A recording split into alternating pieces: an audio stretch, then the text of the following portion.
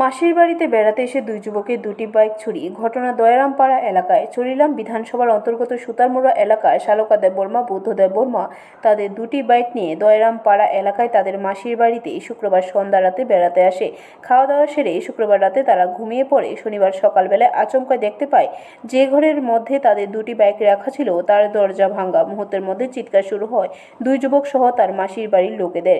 শুরু হয় খোঁজাখুঁজি। সকাল থেকে দুপুর পর্যন্ত খোঁজাখুঁজি করে আচমকায় দয়ারামপাড়া একটি ধানি জমির পাশে গভীর জঙ্গলে শালকা দেববর্মার একটি বাইক পাওয়া যায়।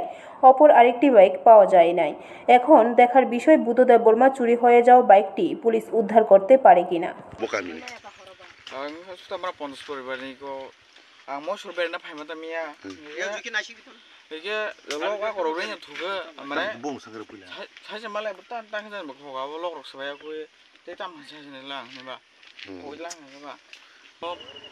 फुंनि 5टा साराय 5टा हमाखै खयथायाव थुखारा नों अमा एकटाव थु एकटारावबो तो दङ न एकटाव खनि बाइक दं थाना